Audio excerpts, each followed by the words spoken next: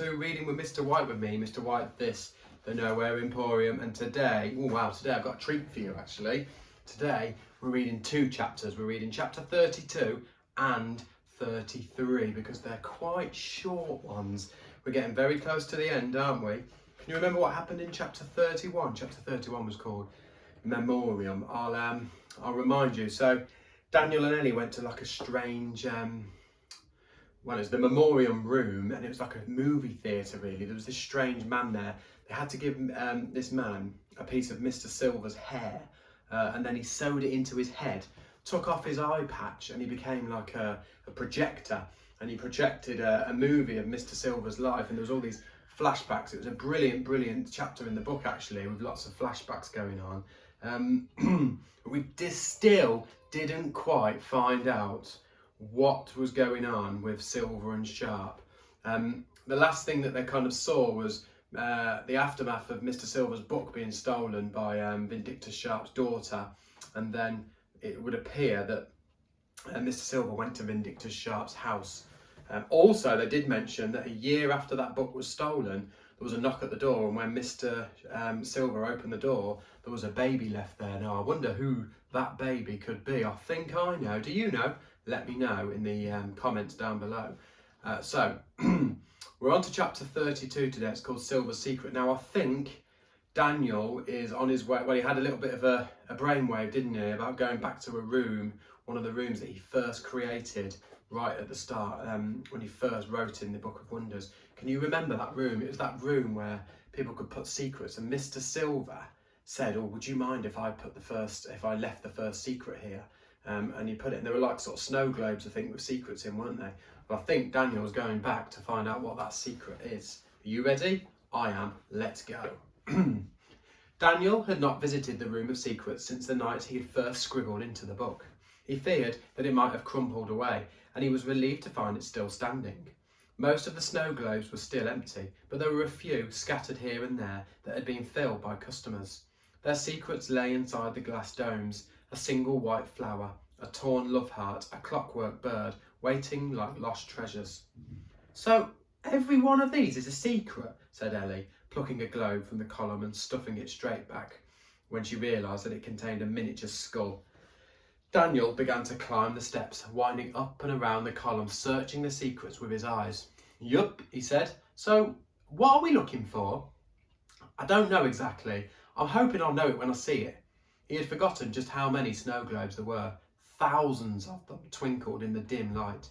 His eyes scanned every one of the glass spheres as he wound up the steps, careful not to miss anything.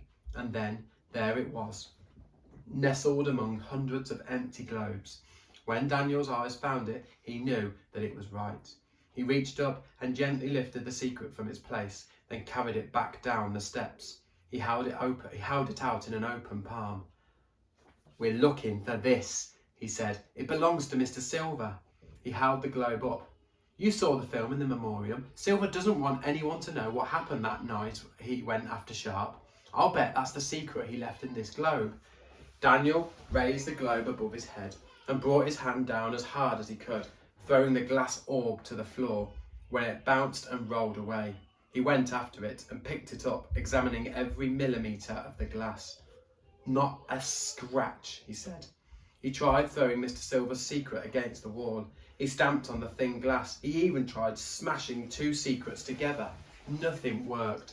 The globe remained whole. Daniel yelled in frustration and tossed the secret away. "Ah!"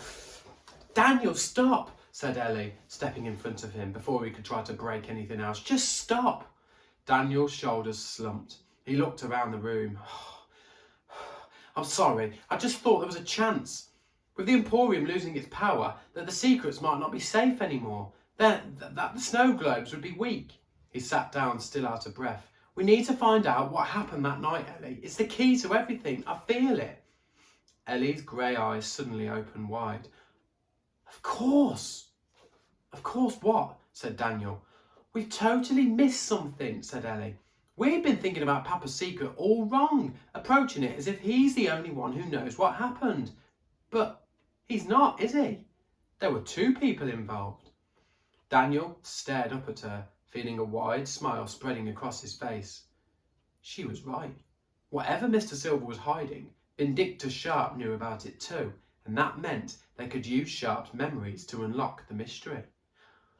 "You know what?" he said. "I was wrong earlier. You are a genius." "Oh no," said Ellie. "One problem though. We need a hair from Sharp's head to make this work." Daniel had to admit this was a sticking point. It wasn't as if Sharp would pluck a hair from his own head and hand it over with a smile. "We'll figure it out," he said, and they headed for the door. "By the way, I've been meaning to ask, in the memoriam, when we watched Mr. Silver's past, it showed a baby being dropped off at the doorstep of the Emporium. Was that wasn't..." "Me?" said Ellie. "Of course it was." Daniel paused, confused. "But all that seemed to happen a long time ago." Ellie nodded. She smiled, although it was not a happy smile. "You know the birthday ball Papa threw for me? The one celebrating my 12th birthday?" "Yeah." "Well, that was the 121st time I've turned 12. Daniel blinked. "You've been here that long?" "I have." "And there's never been... You haven't got any older? Not even a single day?" "Papa let me grow up just enough that I wouldn't be under his feet all the time, but he didn't want me to go out into the world on my own. Now we know why. As long as I was in the Emporium, he could protect me from Sharp, so he put the shop in his own little bubble, with its own rules, its own time. Totally separate from the world outside, and that's why I've been the same age for so long. People don't age here." "That means..."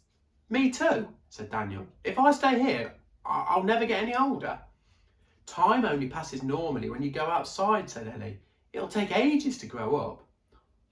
"I can't believe Mr. Silver didn't tell me," said Daniel. "I mean, he mentioned that he hadn't aged for a long time, but he should have told me." Ellie frowned. "Well, would it have changed your mind? Would you have come to work here if you'd known?" "If I'd have known I'd turn into Peter Pan," said Daniel, "the boy who never grew up, I don't know, maybe." A deep growl reverberated around the place, like the rumbling belly of a hungry giant. The floor trembled and the snow globes rattled in their places. Several secrets fell from the column. Daniel wondered how many wonders had just disappeared forever. Together they scurried away, leaving the door to the room of secrets to click quietly shut. Ooh, so now we know that baby that was dropped off was definitely Ellie, and she's 12, but it was her 12th birthday for the 121st time, because when you're in that Emporium, nobody ages. Very, very interesting. We're on to chapter 33 next. It's called Splitting Hairs. The magpie landed on Daniel's shoulder, slapping him on the side of the face with a piece of black card in its beak. On the back of the card, there were 3 words written in a hurried scrawl in gold ink. "He's asleep. Hurry." Daniel stowed the card in his pocket and began the short walk from his wagon through the hall of stairs to the red curtain. Oh, remember the wagon? That's where he woke up, wasn't it, when he first went to the Emporium? The plan was simple as plans go. In fact, it had barely been a plan at all. Ellie was a ghost to Sharp. She could watch him and he would be oblivious. Oh yeah, because he can't see her, can he? But she could not touch him. She could not be the one to take the hair from his head. That job would have to belong to Daniel. And so Ellie would watch Sharp, wait until he was asleep and alert Daniel, who would then sneak in and cut the hair from his head. When he arrived at the curtain, Ellie was waiting. She did not look happy. There was a strange look in her grey eyes and she was staring off into space. "You okay?" Daniel said in a low whisper. Ellie started. Yes, I think so. He's sleeping, but he's been sitting at Papa's desk all night, drinking whiskey and throwing knives at the stuffed polar bear. Be careful, Daniel. He's not right. If he wakes up, he'll slit your throat." The shop front was warm and calm. The only sounds in Daniel's ears as he crept towards Silver's desk were the pounding of his heart and the snap and the pop of the fire. Sharp was slumped over the desk, head resting on one arm. The other arm was strewn across the table, hand clutching a large silver dagger. Beside him on the table sat a whiskey bottle containing only a few amber drops. In the far corner of the room, the stuffed polar bear was stuck with 3 knives. 2 in the chest, and 1 between the eyes. Daniel was at the desk now, crouched so that his chin was level with the desktop, affording him a view of the top of Sharp's head. He reached into his pocket with great care and slowly, gently, brought out a pair of scissors. Then, holding his breath, he leaned over the desk, touching the scissors to Sharp's short hair. Several silver hairs fell to the desk, glinting in the firelight. Daniel placed the scissors back in his pocket and with trembling fingers reached out to collect the hair. His arm brushed against the whiskey bottle. He froze, watching in horror as the bottle spun on its base and then toppled, landing on its side with a loud clink. Sharp gave a huff and a snort and opened one electric blue eye. Daniel was glued to the spot in terror. He stared into the blue eye, waiting for the other to open and for Sharp to spring from his chair and gut him like a fish. But he did not. The blue eye rolled back in its socket, the eye closed, and Sharp began to snore. Daniel stowed the hairs in his pocket and crept away with as much stealth as he could. Back on the other side of the curtain, Ellie gave him an expectant look, the magpie hopping on her shoulder. "Well?" Daniel smiled and held out his hand. "Got it!" The magpie seemed to know what was going on. It twirled and looped through the emporium, calling out in excited chatters as it led the way back to the memoriam. Inside the theatre lay silent and still. A patch of darkness fluttered, and the usher stood beside them once more. "Ah, back again, are we? I told you there's nothing I can do with the past I showed you. The event, whatever it was, shall remain a mystery." "Someone else was there," said Daniel. "The past belongs to that person too." He held out his hand. "We've got another hair." The usher snatched the hair and held it to his good eye. "Well, why didn't you say so?" he said, and he opened his arm, indicating the theatre. "Please take a seat." They sat at the screen as the usher sewed Sharp's hair into his head. Yuck. Then he sat and flipped up his eye patch. The beam of light erupted from his empty eye socket and found the screen. An image crackled to life.